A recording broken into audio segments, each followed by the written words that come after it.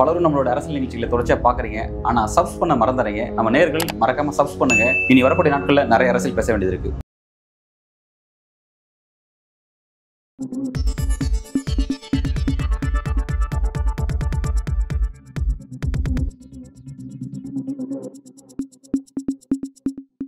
வணக்கம். இன்றைக்கு நம்முடன் அரசியல் பேசுவதற்காக மூத்த பத்திரிகையாளர் திரு தரசு ஷியாம் அவர்கள் இணைந்திருக்கிறார். சார் வணக்கம். வணக்கம் அன்பு. சார், உள்துறை அமைச்சர் அமித்ஷா ஒரு விரிவான ஒரு நேர்காணல் கொடுத்துருக்கிறாரு. தந்தி சேனலுக்கு ஒரு நேர்காணல் கொடுத்துருக்கிறாரு. ரொம்ப விரிவாக இருக்குது. அதில் குறிப்பாக அவர் நிர்வாகம் சம்மந்தப்பட்ட பல்வேறு விஷயத்தை பற்றி அவர் பேசியிருக்கிறாரு. தமிழ் பண்பாடு பற்றி பேசியிருக்கிறாரு. பிறகு நம்ம அந்த சைபர் கிரைம் இஷ்யூஸு, பிறகு நிறைய சப்ஜெக்ட்ஸ் பேசியிருக்கிறாரு. அது ஸ்பெசிஃபிக்காக அரசியல் பற்றி பேசின விஷயத்தை பற்றி தான் இன்னைக்கு உங்ககிட்ட பேசணும்னு நினைக்கிறேன். அரசியலாக ஃபர்ஸ்ட் என்ன சொல்றாருன்னா, 26 தேர்தலில் என்டிஏ ஆட்சி அமைக்கும், அந்த ஆட்சி அந்த அதிகாரத்தில் பாஜக பங்கு வகிக்கும் அப்படின்னு சொல்லியிருக்கிறாரு. அதே மாதிரி பார்த்தீங்கன்னா யார் சிஎம் அப்படிங்கிற விஷயத்த அதிமுகன்னு சொல்லியிருக்கிறாரு. எஸ்ஆர்னோ கொஸ்டின் மாதிரி எடப்பாடின்னு ஏன் சொல்லாமல் போனாருன்னு தெரியல. ஓவராலாக நீங்களும் அதை கவனிச்சிருப்பீங்க. எப்படி பார்க்குறீங்க சார்? காலையிலிருந்து இந்த சர்ச்சை ஓடிக்கொண்டிருக்கிறது. இதில் முதல்ல கூட்டணிகள் அதோட வரலாறு நம்ம தமிழ்நாட்டில் தெரிஞ்சுக்கிடணும். பலரும் நினைக்கிற மாதிரி முதல் கூட்டணி 1967 கிடையாது, 1959. அது இதே தான். பொது எதிரியை வீழ்த்த வேண்டும் என்றால் அனைவரும் ஓரணியில் திகழ வேண்டும் சொன்னது பசுமன் தேவர். என்ன தேர்தல்னா மதுரை நகராட்சி. மதுரை அப்போ கார்பரேஷன் ஆகலை, மதுரை நகராட்சி. மதுரை நகராட்சி தேர்தலில் காங்கிரஸை வீழ்த்துவதற்காக எல்லாரையும் ஒன்றாக சேர்த்தாரு பசுமன் தேவர். ஆனால் சேர்மன் யாருன்னு சொல்லி ஓட்டு கேட்கல. வெற்றி பெற்ற பிறகு தேவசகாயம்னு ஒரு சேர்மன் ஆக்கப்பட்டார். அவரை நான் பிற்காலத்தில் என்னோட விவசாய கல்லூரி நாட்களில் பார்த்துருக்கிறேன். அவரே தேவர் சகாயம், நான் தேவ சகாயம் இல்லை தேவர் சகாயம்லாம் சொல்லுவார். ஆனால் ஃபார்வர்ட் பிளாக்ல இருந்து யாரையும் சேர்மன் கேண்டிடேட் எல்லாம் ஆக்கல. ஒரு கூட்டு முயற்சி, காங்கிரஸ் வீழ்த்தப்பட்டது. அதுக்கு பிறகு பல வரலாறுகள் இருக்கு. மெட்ராஸ் முனிசிபல் எலெக்ஷன்லேயே, கார்பரேஷன் எலெக்ஷன்லேயே கூட்டணி அமைச்சிருக்கு. 62 கூட்டணி நான் ஸ்கூல் டேஸ்ல பார்த்தது அண்ணா அமைச்ச கூட்டணி தான். ஆனால் எல்லா கட்சிகளும் காங்கிரஸை வீழ்த்துவதற்கு எல்லா கட்சியும் ஒரு அணியில் இணைக்க அண்ணாவால முடியல.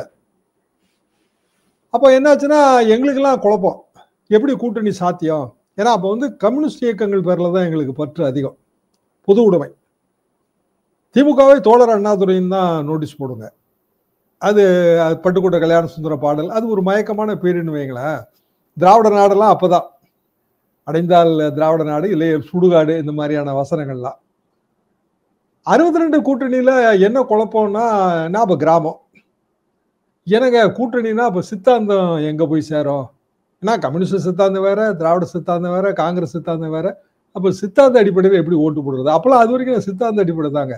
நான் கம்யூனிஸ்ட் அப்படின்னா நான் பொது உடைமைவாதி, இப்படி சித்தாந்த அடிப்படை இல்லை. வெற்றிக்கு கூட்டணி தேவை. இது எங்க கிராமங்கள்ல இருந்த பெருசுகளோட அபிப்பிராயம். அப்படியா, வெற்றிக்கு கூட்டணி தேவையா அப்படின்னு நாங்க ரொம்ப ஸ்கூல் ஸ்டூடெண்ட்ஸ், எங்களுக்கு அது புரியலன்னு வைங்களேன். 65 நான் பியூசி, 66 விவசாய கல்லூரி வந்துட்டேன்.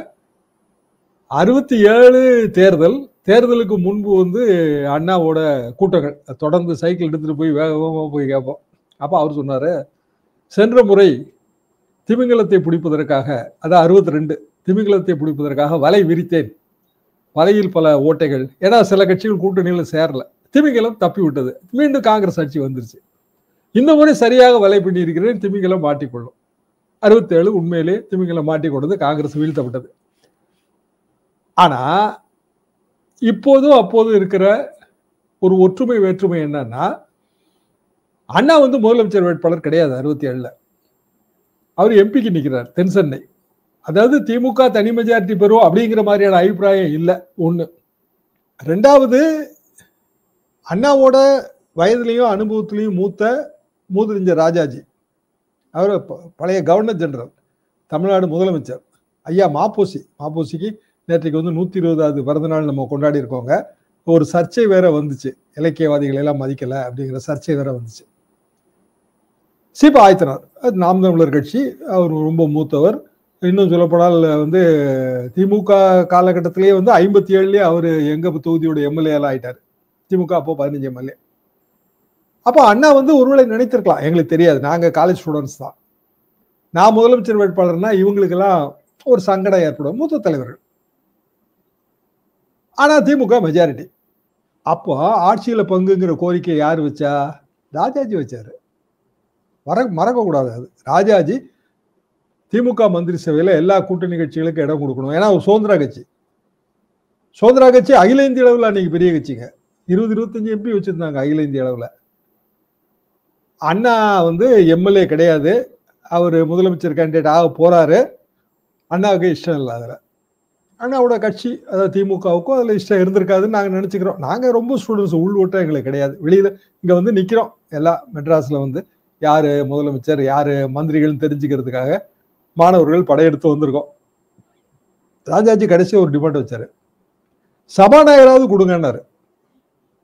அண்ணா அதுக்கும் ஒத்துக்கிடல. என்னன்னா சுதந்திரா கட்சி அப்போ வலதுசாரி கட்சி, பெரிய கட்சி, அவங்கள சேர்க்கறது அப்படின்னா நமக்கு நாமே வந்து குழி வெட்டிக்கிறதுக்கு சமம். இப்போ எப்படி பிஜேபிக்கு வந்து ஏன் கூட்டணியில் இடம் கொடுக்க முடியாதுன்னா அதிமுக தனக்கு கூட்டணி அரசுல ஏன் இடம் கொடுக்க முடியாதுன்னா அதிமுக தனக்கு தானே குழி வெட்டிக்கிறதுக்கு சமம் இல்ல. அண்ணா வந்து ஒத்துக்கிடல.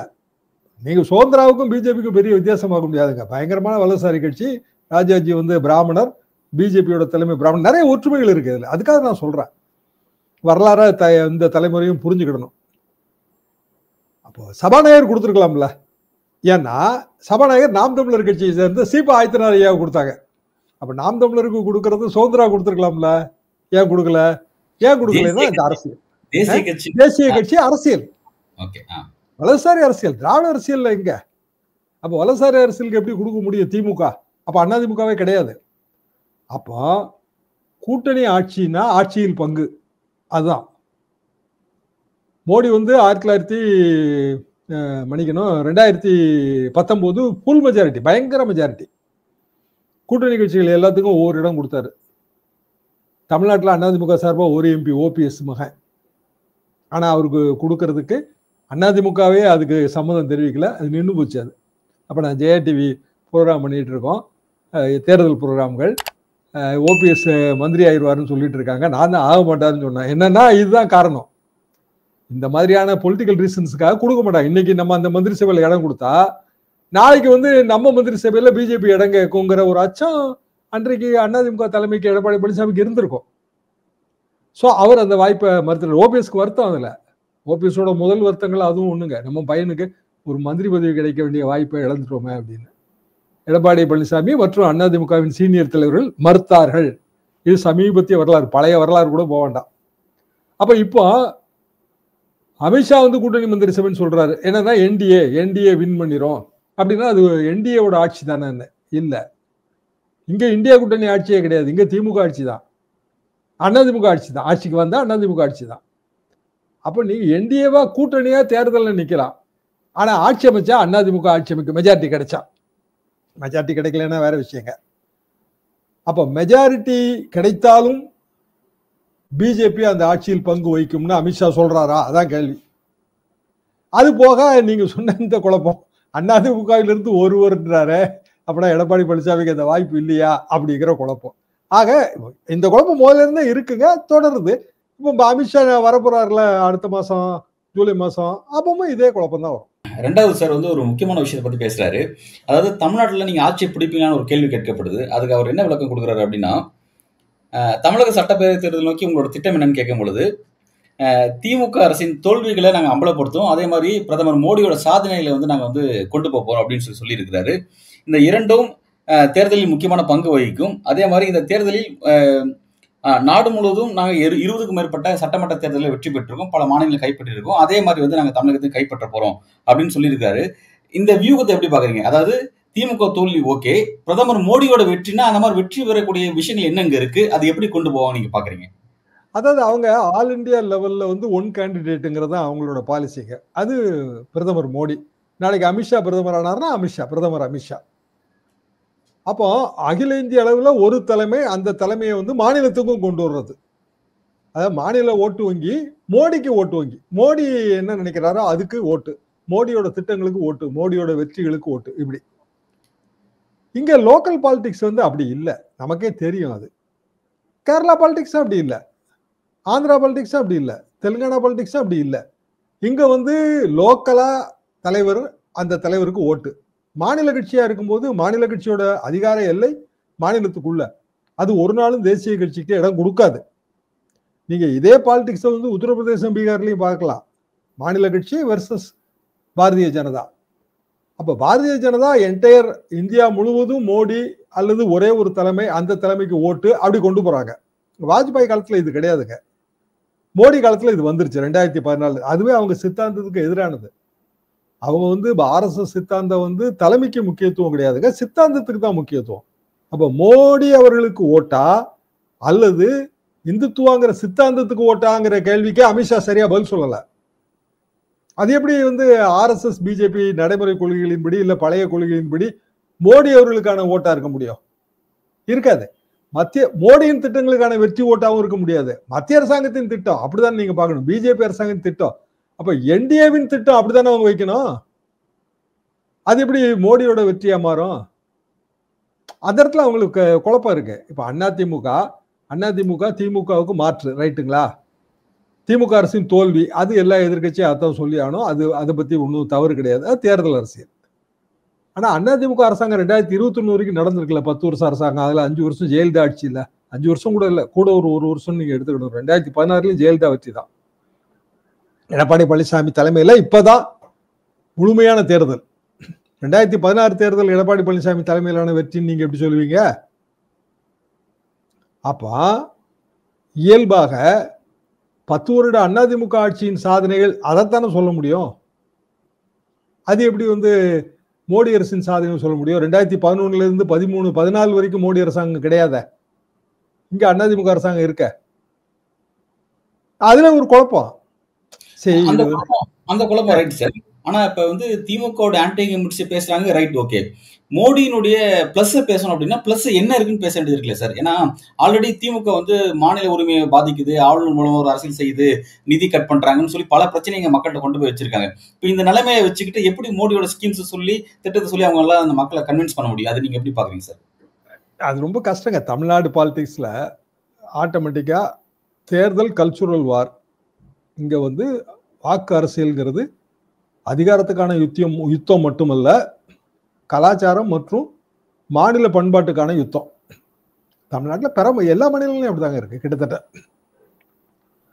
அப்போ மத்திய அரசாங்கத்தோட திட்டங்களுக்கான வெற்றி அப்படின்னா, மாநில அரசாங்கம் நிறைய திட்டங்களை இங்க நிறைவேற்றி இருப்பாங்களே, ஃபார் தட் மேட்டர் அதிமுகவை சேர்த்தா நான் சொல்றேன். அப்போ ஜெயலலிதா அவர்களின் திட்டம், ஏழை பெண்களுக்கு வந்து இலவச ஆடு மாடு வழங்குதல், லேப்டாப் வழங்குதல், பழைய தொட்டில் குழந்தைகள் திட்டம், இதுக்கெல்லாம் வெற்றி கிடையாதா? இந்த திட்டங்களை சொல்லுவீங்களா மாட்டீங்களா?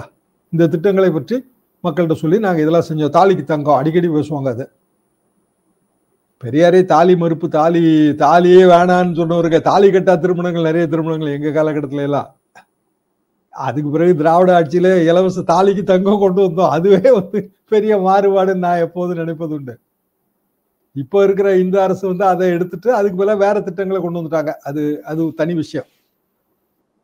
ஆனா மாநில தேர்தலில் நடப்பு திமுக ஆட்சியின் நிறை குறைகள், அதற்கு முன்பு 10 ஆண்டுகள் நாங்க ஆட்சி செஞ்சிருக்கோம், அந்த ஆட்சியின் நிறை, இதைத்தானே கம்பேர் பண்ணி ஓட்டு கேட்க முடியும். எப்படி வந்து பிஜேபி ஆட்சியோட நிறைகள் அல்லது வெற்றிகள் இதை குறித்து சொல்லி எப்படி ஓட்டு கேட்க முடியும்? அதாவது அமித்ஷா அவர்களுக்கு வந்து தமிழ்நாடு பாலிடிக்ஸ்ல வேற மாதிரி அவருக்கு சிந்தனை இருக்கு. தமிழ்நாடு பாலிடிக்ஸோட மைய நீரோட்டம் வேற. இன்னும் அது போன தடவை அந்த குழப்பம் இருந்ததுங்க. போன தடவை 2021 தேர்தலுக்கு முன்பு, 2019க்கு முன்பு அமித்ஷா இந்தியாவிலேயே ஊழல் நிறைந்த மாநிலம் தமிழ்நாடு தான் சொன்னார். அப்ப நடந்துட்டு இருந்த அதிமுக ஆட்சி. 21 தேர்தலில் எடப்பாடி பழனிசாமி முதலமைச்சர் வேட்பாளர்னு முருகன் வந்து அப்படி சொல்லல. நாங்க கை காட்டுறவர் தான் முதலமைச்சர் வேட்பாளர்னாரு. நிறைய டிவி டிபேட் அப்ப நான் கலந்துக்குவாங்க, கடுமையா திட்டுவாங்க. அதிமுக தான் பிஜேபி திட்டும் கூட்டணி, நீங்க கை காட்டுறவங்க தான் முதலமைச்சர் வேட்பாளர் தான், உங்களுக்கு தான் கையே இல்லையேமாங்க. இதெல்லாம் அதிமுக பேச்சாளர்கள் பேசுனது தாங்க. அப்புறம் அதெல்லாம் ஒரு காங்கிரஸ் எல்லாம் இருக்கு. அப்போ அப்படி கொஞ்சம் இதாகி 2021 தேர்தல் அது வெற்றி பெறல. அதிமுக பிஜேபி கூட்டணி அது ஒரு மனச்சுமை கூட்டணிங்க. தோல் சுமை, வலிச்சுமை, மனச்சுமை, 3 சுமை உண்டு கூட்டணியில் எப்போதுமே. நம்ம தோல்ல தூக்கி வச்சுட்டு போனோம், அது ஒரு கூட்டணி. வலிச்சுமை அது கூட வலிக்கு வருங்க. அது ஓட்டை நம்ம கொடுக்கும், நம்ம ஓட்டை அது கொடுக்கலாம். அதான் பெஸ்ட் கூட்டணி. இது மனச்சுமை கூட்டணி.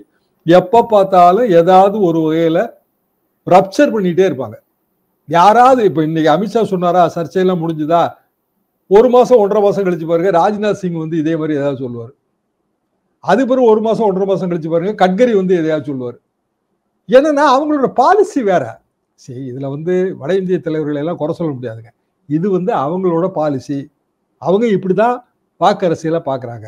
நம்ம பாலிசிங்கிறது வேற. நம்ம இட்லி, அவங்க சப்பாத்தி, இது 2 கடையில பெரிய டிஃபரன்ஸ் இருக்கு. அப்போ அவங்கள வழித்துணையாக கொள்ளணும்னா அவங்களுக்கு ஒரு ஓட்டு வங்கி இருக்கணும். அந்த ஓட்டு வங்கி நமக்கு டிரான்ஸ்ஃபர் ஆகணும். அண்ணாமலை கணக்குப்படி 10%ன்றாரு. உங்களுக்கு 20% தான் இருக்கு, எங்களுக்கு 2க்கு 1 சீட்டு கொடுக்கணும்ன்றாரு. நீங்க 100 இடத்துல நின்னா நாங்க 50 இடத்துல நிப்போன்றாரு அவரு. அதான் அண்ணாமலை பாலிசிங்க. கணக்கு சார் தான். ஏன்னா அவரு 2024 லோக்சபா தேர்தலை வச்சு சொல்றாரு. அமித்ஷா கணக்கும் அதாங்க. 2000 இந்த பேட்டிலையும் சொல்லியிருக்காரு. இதை எதை வைத்து இதை சொல்கிறீர்கள்னு கேள்வி கேட்கிறாங்க. அமித்ஷா என்ன சொல்றாரா, 2024 தேர்தல் முடிவுகளை வைத்து சொல்றேன்றாரு. 2024 தேர்தல் முடிவை அசம்பிளி கான்ஸ்டிடியூன்சி வைஸ் அனலைஸ் பண்றாங்கல்ல, அதை வைத்து நான் சொல்கிறேன் என்பது அமித்ஷா கணக்கு. அப்படின்னா 20க்கு 10 2க்கு 1 இதான கணக்கு. சோ கூட்டணி ஆட்சின்றார். 234 தொகுதியில ஒரு சராசரியா 140 தொகுதியில அதிமுக நின்னா 70 தொகுதியில வந்து பிஜேபி நிக்கணும். 210 மீத இருக்கிற 24 தொகுதிகளை மற்ற சின்ன கூட்டணிகளை பிரிச்சு கொடுப்பாங்க. இதான் கணக்குங்க. ஏன்னா அதைத்தானே அமித்ஷாவும் சொல்றாரு மறைமுகமா. லோக்சபா தேர்தல் வச்சு நீங்க பாத்தீங்கன்னா அப்படித்தானே கணக்கு வரும். ஆனா லோக்சபா தேர்தல் வேற, சட்டமன்ற தேர்தல் வேற இல்லையா? அப்போ இன்னைக்கு புதிய தலைமுறை பேட்டியோட தமிழிசை அவர்கள் அதுக்கு ரொம்ப வக்காலத்து வாங்கினாங்க. என்னன்னா, அமித்ஷா பேசுனது நீங்க வரிக்கு வரி அர்த்தம் கண்டுபிடிக்கிறீங்க, அது தப்பு. கூட்டணியில் குழப்பம் ஏற்படுத்த நீங்க எல்லாம் முயற்சி பண்றீங்க, கூட்டணியை பிரிக்கணும்னு முயற்சி பண்றீங்கன்னு அவங்க ரொம்ப கடிந்து கொண்டார்கள். அது அவர்கள் பார்வை. ஆனா அதிமுக பிஜேபி கூட்டணி நீடிப்பதை திமுக விரும்புது. அதான் அவங்களுக்கு வசதி. போலரைசேஷன்ங்க. அப்போ எதிர்ப்பு ஓட்டு நமக்கு முழுமையா வரணும், இதுதான் கணக்கு. திமுக எதிர்ப்பு ஓட்டு முழுமையா வரணும், அதுதானே அவங்க சொல்றாங்க. திமுக எதிர்க்கிற கட்சிகள் எல்லாம் ஓரணியில திரளணும்னா என்ன அர்த்தம்? திமுக எதிர்ப்பு ஓட்டு முழுமையா வரணும். இது எந்த காலத்து கூட்டணி உத்தி? 62 67 காலத்து கூட்டணி உத்தி. இதுதான் முழுமையா வரணும்னா அதிமுக கூட்டணியில இன்னைய தேதிக்கு பிற கட்சிகள் ஒன்றும் சொல்லவே இல்லை. முருகன் மாநாட்டு கூட அதிமுகவின் சிறிய கூட்டணி கட்சிகள்லாம் வரவே இல்லை. என்னன்னா குழப்பம்தான். வந்தா என்னத்தையா ஒன்று சொல்லி வைப்பாங்க, அதுக்கு நம்ம வியாக்கியானம் கொடுத்துட்டு கிடக்கணும். இது எதுக்கு இப்போதைக்கு இதை தவிர்ப்போம், தேர்தல் வரும்போது பார்த்துக்கலாம், தேர்தல் வரும்போது பார்த்துக்கலான் இருக்கிறதாங்க உத்தம கூட்டணி. அதிமுக இப்பவுமே போய் அது அந்த கூட்டணியில இணைஞ்சது. அதுதான் இதோட சிக்கல். அதான் இப்ப அதிமுக இந்த கூட்டணியில இல்லைன்னு வச்சுங்க, எல்லாரும் கூட்டணி எப்பங்க அமைப்பாங்க? தேர்தலுக்கு முன்னாடி தானே. இப்ப இது நியாயமா இது வந்து ஜனவரி மாதம் பிப்ரவரி மாதம் வந்திருக்க வேண்டிய கூட்டணி தானே. அது வரைக்கும் நான் வட இந்தியாவில இருந்து யாரு வந்து சப்பாத்தி தான் சிறந்தது, பூரி தான் சிறந்ததுன்னு சொன்னாலும் கவலை இல்லை. இப்ப யாராவது வந்து இல்ல சப்பாத்தி தான் சிறந்தது அப்படின்னா இங்க இருக்கவங்க அது எப்படிங்க இட்லியை விட்டு கொடுக்க முடியும்னு கேட்பாங்களா மாட்டாங்களா? ஆக எந்த இடத்துல குழப்பம் ஆரம்பிக்குது? ஊருக்கு முந்தைய கூட்டணியை 1 வருஷத்துக்கு முந்தைய அறிவிச்சதுனால வர்ற குழப்பம். சார், ஆனா வந்து இது ஒரு ஸ்ட்ராட்டஜி அவங்க ஃபாலோ பண்ணாங்க. கொஞ்சம் முன்னாடி ஜெல் அவுட்ன்றதுக்காக ஃபாலோ பண்ணாங்க. ஆனா ஜெல் ஆகல அப்படிங்கறத பாக்குறோம் ஒரு பக்கம். ஆனா அந்த ஜெல் ஆகிற வேலையை செய்யறது விட்டுவிட்டு தேவையில்லாம வந்து பெரிய அரசுன்றது, அண்ணாவசின்றது அப்படிங்கிற மாதிரியான விஷயங்கள், பிறகு ஆட்சியில வெற்றி பெற்றதுக்கு அப்புறம் அமைக்கக்கூடிய அமைச்சரை பற்றி இப்ப டிஸ்கஸ் பண்றது, இதெல்லாம் ரொம்ப ஏன் இந்த மாதிரியான விஷயங்கள் தேவையில்லாம ஈடுபடுறாங்க? எதை எப்ப செய்யணும்ன்ற அந்த டைமை தாண்டி செய்யற வச்சு நீங்க எப்படி பாக்குறீங்க? அது எப்போதுமே நீங்க பிஜேபின்னு இல்லைங்க, காங்கிரஸ் கட்சியிலும் இந்த குழப்பங்களை நீங்க பார்க்கலாம். வட இந்திய அரசியல்ல இதை பெருசா நினைக்க மாட்டாங்க. என்னன்னா, இந்தி பேசுகிற மாநிலங்களுக்கு ஒரு பொது தன்மை இருக்கு. இங்க வந்து அப்படி இல்லைங்க. கர்நாடகத்திலேயே வந்து கமலஹாசன் தமிழிலிருந்து பிறந்தது கன்னடம்னு சொன்னதுக்கே கோச்சு எழுந்துட்டாங்க அவங்க. அதை எப்படி நீ சொல்லலான்றாங்க. என்னன்னா, மாநிலத்துக்கு மாநிலம் இங்க மொழி உணர்வு இருக்கு. தமிழ்நாடுன்னா தமிழ் உணர்வு இருக்கு, கர்நாடகனா கன்னட உணர்வு, ஆந்திரா தெலுங்கானாவுக்கு தெலுங்கு உணர்வு. இது வேற பாலிடிக்ஸ். இந்தி பேசாத மாநிலங்களின் அரசியல் என்பது வேறு. இந்தி பேசுகிற மாநிலங்களுக்கு ஒரு பொது தன்மை இருக்கு. அங்கேயும் மாநில கட்சிகள் இருக்குங்க, ஆனா ஒரு பொது தன்மை இருக்கு. ஸோ வட இந்திய அரசியல்வாதிகள் எல்லாருமே அந்த பொதுத்தன்மைக்கு உட்பட்டவங்க. அவங்க இப்படிதான் பேசுவாங்க. அதான் அதோட சிக்கல். ஒண்ணுமே இல்லைங்க. உணவு வகைகள் நீங்க எடுங்களேன். நான் ஒரு விளையாட்டுக்கெல்லாம் இதை சொல்லல, சப்பாத்தியா இட்லியான்னு. ஆனா காலை உணவு இல்லைன்னா ஜெனரலான உணவு வகைகள், வட இந்திய உணவு வகைகளுக்கும் தென்னிந்திய உணவு வகைகளுக்கும் வித்தியாசம் இருக்கா இல்லையா? இன்னைக்கும் நீங்க வட இந்தியாவுக்கு போனீங்கன்னா சவுத் இந்தியன் ஃபுட் அவைலபிள்னு போர்டு பார்க்கலாம். ஏன்? ஏன்னா இது உண்மையாவே இது வேற. அது அது கோதுமை சாப்பிடுகிற ஒரு மாநிலங்க, நம்ம அரிசி சாப்பிடுகிற மாநிலங்களின் பட்டியலில் இருக்கோம். இந்த பொதுத்தன்மை காரணமாக நமக்கு எல்லாமே வேறுபாடு இருக்கு. இதையும் தாண்டி இந்தியா பெரிய நாடு, எல்லா கலாச்சாரங்களையும் ஒன்றிணைத்து வேற்றுமையில ஒற்றுமை காணுகிற ஒரு நாடு. இந்த இடத்துல இயல்பாகவே இந்த சிக்கல் வந்துடும். சரி, இன்னைக்கு மம்தா பானர்ஜிங்க ஒரு பெரிய அறிக்கை விட்டுருக்காங்க. என்ன அறிக்கைன்னா, தேர்தல் ஆணையம் பீகார் தேர்தலுக்கு ஒரு விதியை கொண்டு வந்துருச்சு. 1984 காலத்துல இருந்து, அதாவது ஒரு 2003 பேஸ் இயரா வச்சுக்கிட்டாங்க. 2003 வாக்காளர் பட்டியலில் உங்க பேர் இல்லைன்னா நீங்க பேரை சேர்க்கறதுக்கு 1984க்கு பிறகு உங்க அப்பா அம்மா பர்த் சர்டிஃபிகேட் கொடுக்கணும்ன்றான். சாத்தியமா? ஏன் பர்த் சர்டிஃபிகேட் கிடையாது உண்மையிலேயே. கிராமத்துல பிறந்த அந்த காலத்துல ஏதுங்க பர்த் சர்டிஃபிகேட்? அப்பா அம்மா பர்த் சர்டிஃபிகேட் நான் எங்க போவேன்? எனக்கு வாக்காளர் பட்டியலில் இடம் இல்லை அப்படின்னா சோலி முடிஞ்சது. அப்போ மம்தா என்ன சொல்றாங்கன்னா, இது பீகாருக்காக கொண்டு வரல, இது வெஸ்ட் பெங்காலுக்காக இப்ப இந்த ரூலை மாத்திருக்காங்க. இதை எதுக்கல அப்படின்னா நம்ம அவுட்டு. இது மறைமுகமாக வாக்காளர் பட்டியலை மாற்றி அமைப்பதற்கான உத்தின்றாங்க. சரின்னு தான் எனக்கு தோணுது. என்னன்னா பிராக்டிக்கலாவே இதுல நிறைய அரசியல் ரீதியாக சூழ்ச்சிகள் இருக்கு. வாக்காளர் பட்டியலை கேட்ட உடனே தேர்தல் ஆணையம் கொடுத்துருது, ரைட்டா? பிடிஎஃப் ஃபார்மேட்ல வருது. ஆனா அது எடிட்டபிள் ஃபார்மேட்ல வேணும்னு எதிர்கட்சிகள் கேட்கு. ஏன்னா அதைத்தான் நம்ம மிஷின் ரீடபிள் எடிட்டபிள் ஃபார்மேட்டுங்க. அப்பதான் நம்ம கம்ப்யூட்டர்ல கணினி மூலமாக வாக்காளர் பட்டியலை அனலைஸ் பண்ணி அதில் இருக்கிற நிறை குறைகளை, விடுதல்களை அல்லது டூப்ளிகேஷனை கண்டுபிடிக்க முடியுங்க. அதுல தேர்தல் ஆணையத்துக்கு எந்த கஷ்டமும் இல்லை. மிஷின் ரீடபிள் எடிட்டபிள் ஃபார்மேட்ல வாக்காளர் பட்டியலை கொடுப்பதற்கு பதிலாக பிடிஎஃப்ல தான் கொடுப்பேன்னு அது பிடிவாதம் பண்ணுது. பிடிஎஃப் நீங்க அப்படி திருத்த முடியாதுங்க. பிடிஎஃப் நம்ம எடிட் பண்ண முடியாத ஒரு ஃபார்மேட் இல்லைங்களா? கோர்ட்லயும் மேட்டர் கேஸ் ஓடிட்டு இருக்கு. இப்போ பீகார் தேர்தலுக்கு அவங்க கொடுக்கல அப்படின்னா பிஜேபி என்கிற கட்சி அகில இந்தியாவில் செல்வாக்கு இழக்குது. சமீபத்தில் நடந்த இடைத்தேர்தலே உதாரணங்க. பிஜேபி ஆதரவு ஊடகங்கள் அதை எப்படி செய்தி போடுதுன்னா, எல்லா இடைத்தேர்தலையும் ஏற்கனவே யார் எம்எல்ஏவா இருந்தாங்களோ அந்த கட்சி வெற்றி பெற்றிருக்கு. அப்படி கிடையாதுல்ல, நம்ம ஆளுங்கட்சியா வரணும்னு தானே போறோம். இப்போ உதாரணமா தமிழ்நாட்டில் ஒரு இடைத்தேர்தல் வருது, பிஜேபி தோத்துறதுன்னு வைங்க. பிஜேபி சொல்ற சமாதானம் என்னன்னா, நாங்க ஏற்கனவே எம்எல்ஏ இல்லை அதனால தோத்துட்டோம். சரியான சமாதானமா?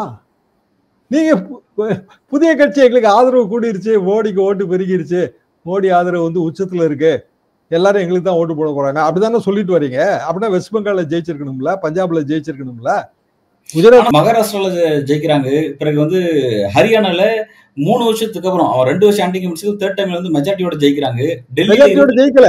சரி, ஹரியானாவோட தேர்தல் வாக்காளர்கள் எப்படி ஓட்டு போட்டாங்கன்னு அனலைஸ் பண்ணி பாத்தீங்கன்னா தெரியும். அதுல சிக்கலே என்னன்னா, நீங்க மிஷின் ரீடபிளான எடிட்டபிள் ஃபார்மேட்ல வாக்காளர் பட்டியல கொடுக்கலன்னா பிரயோஜனமே கிடையாதுங்க. எப்படிங்க வாக்காளர் பட்டியல சரி பார்ப்பீங்க? டூப்ளிகேஷன் எப்படி எடுப்பீங்க? இப்ப ராகுல் காந்தி எழுப்புற கேள்வி நீங்க எப்படி சார் பாக்குறீங்க? அது ரொம்ப சரியான கேள்விங்க. சரியான கேள்வி. என்ன காரணம்னா, திடீர்னு ஒரு குறிப்பிட்ட காலகட்டத்துக்குள்ள லட்சக்கணக்கான வாக்காளரை நீங்க புதுசா சேர்த்துறீங்க வாக்காளர் பட்டியல. அவன் ஓட்டு போடுறான். அவன் சரியான வாக்காளரா இல்லையான்னு ஃபேரா அனலைஸ் பண்ண வேண்டிய கடமை எதிர்கட்சிக்கு இருக்கா இல்லையா? கட்டாயம் இருக்கு. ஃபேரா அனலைஸ் பண்றதுக்கான டூல் யார் தரணும்? எலெக்ஷன் கமிஷன் கொடுக்கணும். கொடுக்க மாட்டேங்குதுல்ல.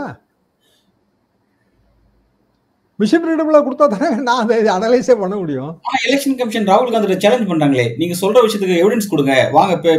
அவங்க என்ன சொல்றாங்கன்னா, நீங்க சொல்ற விஷயத்துக்கு எவிடன்ஸ் கொடுங்க, வாக்காளர் பட்டியல் சரியா தான் இருக்கு, டூப்ளிகேஷன்னா நீங்க தாங்க எவிடன்ஸ் கொடுக்கணும். ரைட்டு, எவிடன்ஸ் நான் கொடுக்கணும்னா நீ ஓன்ட்ட இருக்கிறத என்கிட்ட கொடுக்கணும்ல. சரி, நீங்க ஒரு சின்ன உதாரணமா சொல்றேங்க. 1 லட்சம் பேர் உண்ட வாக்காளர் பட்டியல் நீங்க என்கிட்ட தரீங்க, பிடிஎஃப் ஃபார்மேட்ல தரீங்க. நான் 1,00,000 பேரையும் அனலைஸ் பண்ணி டூப்ளிகேஷன் இருக்கான்னு கண்டுபிடிக்கிறது ஹியூமன்லி இம்பாசிபிள். ஆனா அதை மிஷின் ரீடபிள் ஃபார்மேட்ல கொடுத்தீங்கன்னா நான் ஒரு சின்ன சாஃப்ட்வேர் எழுதி என்னென்ன பேர் வந்து டூப்ளிகேஷன் இருக்குன்னு கேட்பேன். அது வந்து சொல்லும் ஒரு 100 பேர் டூப்ளிகேஷனுங்கன்னு சொல்லுது. அந்த 100 பேரை நான் அனலைஸ் பண்றேன். இல்ல இதுல உண்மையிலே 30 பேர் தான் டூப்ளிகேட் ஆயிருக்காங்க, 70 பேர் கரெக்ட் தான் அப்படின்னு நான் கண்டுபிடிச்சிருவேன். அப்போ டூல் கொடுக்க வேண்டியது உங்க கடமை தானே. டூலே கொடுக்காம ஆதாரம் கொடு அப்படின்னா எப்படி கொடுக்க? இது பெரிய சிக்கலுங்க. இது அப்ப அந்த மிஸ்டேக் எப்படி ஐடென்டிஃபை பண்றீங்கன்ற ஒரு கேள்வி எழுப்புறாங்களே சார் அவங்க. அது எப்படி ஐடென்டிஃபை பண்றாங்க அப்படின்னா, வாக்காளர்கள் வரிசையில் நின்று ஓட்டு போடுறாங்க. ஒரு குறிப்பிட்ட நேரத்துக்கு பிறகு வர்றவங்களுக்கு நம்ம டோக்கன் இஷ்யூ பண்றோம். திடீர்னு வந்து ஒரு குறிப்பிட்ட பூத்துகள்ல வாக்காளர்கள் ஓட்டு போட வாக்காளர் எண்ணிக்கை கூடுது. ஆனா டோக்கன் நம்பர் இல்லை, அதுல டைமும் இல்லை, அதோட வீடியோ பதிவு அதை நான் கொடுக்க வேண்டிய அவசியம் இல்லைன்றுச்சு தேர்தல் ஆணையம், அதுவும் இல்லை. அப்போ அந்த போலிங் பூத் இருக்கிற தொகுதிகள் அதுல யார் ஜெயிச்சான்னு பார்த்தா பிஜேபி ஜெயிக்குது. சந்தேகம் வருமா வராதா? சரி, இத அதாவது சீசரின் மனைவி தானங்க சந்தேகத்துக்கு அப்பாற்பட்டவளா இருக்கணும். எல்லார் மனைவிகளுமா? யார் சீசரின் மனைவி இந்தியால? தேர்தல் ஆணையம் தானே. ஒரு சந்தேகம் இருக்குங்க, நிவர்த்தி பண்ணுங்க. அதுல என்ன இருக்கு? நிவர்த்தி பண்றதுக்காக ஒரே ஒரு சிம்பிள் டூல் தான் கேட்கறோம். என்ன டூல் தான்? மிஷின் ரீடபிள் ஃபார்மேட்ல கொடுங்கன்னு கேட்கறோம். இதுல என்ன தப்பு இருக்கு சார்? எனக்கு ஒரு டவுட் சார். இப்ப இதால பாதிக்கப்படக்கூடிய எதிர்க்கட்சிகள் எல்லாருமே ஏன் ஒரு டோன்ல பேச மாட்டேங்கிறாங்க? எல்லாருமே அதுல ஒரு ரியல் சிக்கல் இதுல என்ன இருக்கு அப்படின்னாங்க, பாலிடிக்ஸ் வந்து வட இந்திய மாநிலங்கள்ல மாநிலத்துக்கு மாநிலம் மாறும்போது காங்கிரஸ் ஸ்டாண்டை எடுக்கிறதுக்கு வட இந்திய மாநிலங்கள்ல இருக்கிற கட்சிகள் சில கட்சிகள் தயாரா இல்லை. என்ன காரணம்னா காங்கிரஸ் அங்க அவங்களுக்கு போட்டி கட்சியா இருக்கு. இதே வந்துங்க கேரளா, அங்க என்ன இந்தியா கூட்டணியா இருக்கு? அப்ப எப்படி நிலம்பூர் தொகுதியில காங்கிரஸ் ஜெயிக்குது? அப்போ கேரளால காங்கிரஸோட டிமாண்டை ஏத்துக்குவாங்களா? அது காங்கிரஸ் டிமாண்டு பிற கட்சிகள் டிமாண்டுன்னு பார்க்காதீங்க. கான்செப்ட் வைஸ் இது சரியா தப்பா, அவ்வளவுதான் என் கேள்வி. சார் கரெக்ட் தான் சார். இப்ப இதுல நம்ம காங்கிரஸ்னு சொல்லி அதை போட்டி போடாம தோல்விங்கிறது எல்லாரையும் எல்லா கட்சி தானே பாதிக்குது. பாஜக வெற்றி, கட்சியோட தோல்வி வெற்றியை விட்டுருங்க, ஜனநாயகத்தோட தோல்வி வெற்றியை பற்றி மட்டும் நினைங்க. அப்படின்னா தேர்தல் நடத்துகிற அமைப்பு சந்தேகத்துக்கு அப்பாற்பட்டதா இருக்கணுமா வேண்டாமா? Question number 1. எஸ்ங்கிற ஆன்சர் வந்துச்சுன்னா சந்தேகத்துக்கு இடமில்லைன்னு அது எப்படி நிரூபிக்குங்கிற செகண்ட் கொஸ்டின் வரும். அதுக்கான ஒரே ஆப்ஷன் வந்து மிஷின் ரீடபிள். காங்கிரஸ் கேட்டானா இல்ல நான் தான் கேட்டானாங்க, நீங்களே கேளுங்க மிஷின் ரீடபிள் வேணும்னு. யார் வேணாலும் கேஸ் போடலாம்ல, இதுல யார் வேணாலும் கேஸ் போடலாம்லங்க. அப்ப கேஸை வந்து கோர்ட்டு அக்செப்ட் பண்ணிக்கிட்டு மிஷின் ரீடபிள் ஃபார்மேட் கொடுங்க, அதுல என்ன சிரமம் இருக்கு அப்படின்னு தேர்தல் ஆணையத்துக்கு உத்தரவு போட்டா எங்களுக்கு இந்த சிரமம் இருக்குன்னு அவங்க சொல்லுவாங்கல்ல. அதுல இருந்தாவது உண்மையை நம்ம தெரிஞ்சுக்கிடலாம்ல. சந்தேகத்தோடய தேர்தல் நடத்தினா அதுக்கு பிறகு வெற்றியில வந்து சந்தேகம், ரொம்ப பெரிய சந்தேகம் வரும். அந்த சிங்கிள் தொகுதி இடைத்தேர்தல் வெற்றி தோல்வி பத்தி பேச வேணாங்க, அது ஓகே விடுங்க. ஆனா அதே கேரளால நாளைக்கு தேர்தல் நடக்கும்ல, அப்ப பிஜேபி ஜெயிச்சிருச்சுன்னா என்ன பண்ணுவீங்க? சந்தேகம் வருமா வராதா? இது பெரும் சிக்கல்ங்க. இதை வந்து அண்டர்ஸ்டாண்ட் பண்ணிக்க, இன்னும் சொல்ல போனா திமுக கூட இது சரியா அண்டர்ஸ்டாண்ட் பண்ணிக்கலையோன்னு எனக்கு ஒரு எண்ணம் இருக்கு. மிஷின் ரீடபிள் ஃபார்மேட் அது வந்து அவசியம் தேவைங்க. Okay sir. ஆனா இதுல திமுக மட்டும் இல்ல சார், எதிர்கட்சி எல்லாருமே பெருசா பேச மாட்டேங்கிறாங்கிறது. நீங்க கட்சியை தான் திருப்பி பேசுறீங்க, ஜனநாயகத்தை பத்தி பேசுங்கன்றானா. அதாவது பாஜக இந்த விஷயத்தை செய்யறாங்க, பாஜக இதுல பெரிய ரோல். பாஜக விடுங்க, நாளைக்கு காங்கிரஸ் ஆட்சிக்கு வந்தாலும் இதைத்தான் செய்யும்ன்றானா. அதுதானே செஞ்சது. தேர்தல் ஆணையத்தை காங்கிரஸ் கட்சி வளைக்கலையா? வளைச்சிருக்கு. அப்ப ஏன் பெரிசாஸ்திரி காலத்துல இது நடந்துச்சு? எத்தனை உதாரணம் வேணும் உங்களுக்கு? அதாவது இது எப்போதுமே இந்திய தேர்தல் முறையின் குறைபாடு. ஏங்க கமலா ஹாரிஸ் ஜெயிச்சிட்டாங்கன்னு சொல்லி அமெரிக்க பத்திரிகைகள் எழுதுறாங்கங்க, ட்ரம்ப் வந்து தேர்தல் தில்லுமுள்ளு செஞ்சுதான் ஜெயிச்சாரு அப்படின்னு எழுதுறாங்க. இப்ப கூட ஒரு 10 நாளைக்கு முந்தி கூட விரிவான கட்டுரை வந்திருந்தது. ஆட்சியில இருக்கிறவனுக்கு சில அட்வான்டேஜ் கிடைக்கும். ட்ரம்ப் ஆட்சியில இல்லை, ஆனா பைடன் வீக்கா இருந்தாரு. பைடன் வந்து டோட்டலாவே வந்து அவர் தான் கேண்டிடேட்னு பிரச்சாரம் பண்ணாங்க. அப்புறம் கமலா ஹாரிஸ் வந்தாங்க. அப்போ இவர் ட்ரம்ப் வந்து அதுல மாடிஃபிகேஷன் பண்ணிட்டாருங்கிறது குற்றச்சாட்டு. ரைட்டு தப்புங்கிறதே போல அது நிரூபிக்க வேண்டிய கடமை இருக்கா இல்லையாங்கிறதா கேள்விங்க. ஏன்னா ட்ரம்ப் இப்போ பொய் சொல்றத பார்த்தா அப்படிதான் செஞ்சிருப்பார் போல தெரியுது. ஈரான் மேல குண்டு போட்டா எல்லாம் அழிஞ்சு போச்சுங்கன்றாரு. அவன் சொல்றான் இல்ல அழியவே இல்லைன்னு. ஆமா அழியவே இல்லைன்னு ட்ரம்ப்புக்கு கீழே இருக்கிற வெளியுறவுத்துறையும் உளவுத்துறையும் சொல்லுது. சார் உண்மையிலேயே பல்வேறு முரண்பாடான ஒரு பாலிடிக்ஸ் எல்லா மட்டத்திலயும் இருக்கு. உலக அரசியல் மட்டத்திலயும் அது உலகெங்கிலும் வந்துங்க ஃபேர்னஸ்ங்கிறது முக்கியம்னு நான் எப்பவுமே நினைக்கிறேங்க. Fair to be fair, process of law, due process, இது முக்கியம்னு நான் நினைக்கிறேன்.